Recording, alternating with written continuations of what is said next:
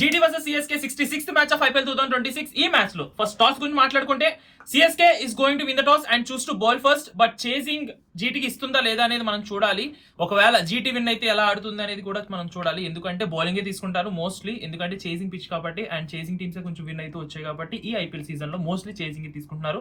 But ఈ match లో CSK is going to win the toss అని అయితే నాకు అనిపిస్తుంది అండ్ మోస్ట్లీ బౌలింగే తీసుకుంటుంది. మ్యాచ్అప్ గురించి చూసుకుంటే రుతురాజ్ గైక్వాడ్ వర్సెస్ రబాడా, అసలు రుతురాజ్ గైక్వాడ్ రికార్డ్ అంత బాగాలేదు. ఈ మ్యాచ్అప్ లో మాత్రం Rabada is going to win అని అనిపిస్తుంది. ఎందుకు అంటే ఇప్పటి వరకు 45 బాల్స్ ఫేస్ చేస్తే 48 రన్స్ మాత్రమే చేశాడు. దాంట్లో 3 or 2 అవుట్స్ అనమాట Ruturaj Gaikwad versus Rabada. And ఇంకొక మ్యాచ్అప్ ఏంటంటే బెస్ట్ అనిపించింది సిఎస్కేకి Akeal Hosein versus Jos Buttler. ఈ మ్యాచ్అప్ మాత్రం చాలా బాగుంది. అండ్ ఇంకొకటి సిఎస్కే ఫ్యాన్స్ కి కొంచెం సూపర్ న్యూస్ ఏంటంటే ఈ మ్యాచ్ లో బ్రేవీస్ ఈజీగా 50+ రన్స్ అయితే కొట్టే ఛాన్స్ ఉంది అని అయితే నాకు అనిపిస్తుంది.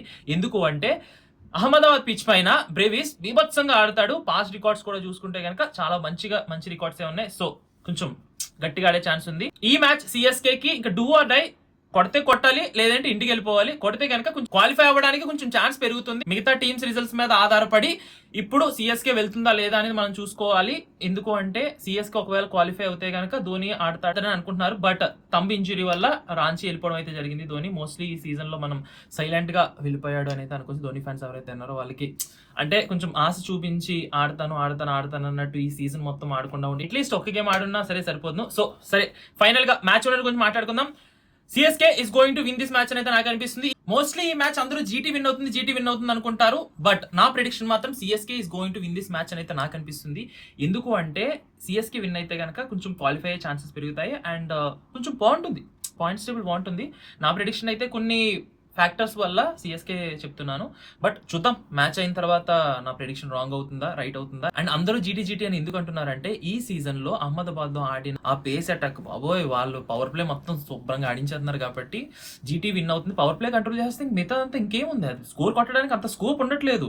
సో జీటీ విన్ అవుతుంది అనుకుంటారు. బట్ నా ప్రెడిక్షన్ మాత్రం స్టిల్ సేమ్. అండ్ ఒకవేళ ఏమైనా చేంజెస్ ఉంటే కనుక టాస్ పడ్డ తర్వాత నేను టెలిగ్రామ్ లో అప్లోడ్ చేస్తాను. టెలిగ్రామ్ లో డిస్క్రిప్షన్ లో టెలిగ్రామ్ లింక్ ఉంటుంది, జాయిన్ అయిపో. అండ్ ఇన్ కేస్ నాకు టెలిగ్రామ్ లేదని నాకు నువ్వు డైరెక్ట్గా చెప్పు అంటే కుదరదు, డైరెక్ట్గా చెప్పలేను. కానీ టాస్ పడ్డ తర్వాత కింద కామెంట్ చెక్ చేసి కామెంట్లో పెడతాను. And thank you so much for watching this video. ఇలాగే ప్రతిరోజు ప్రతి మ్యాచ్కి ప్రతి ప్రెడిక్షన్ కావాలనుకుంటే కింద సబ్స్క్రైబ్ బటన్ ఉంటుంది, సబ్స్క్రైబ్ బటన్ కొట్టేసే. And I'm not supporting any kind of betting. Please don't do betting based on my predictions. I'm totally against betting. Say no to betting.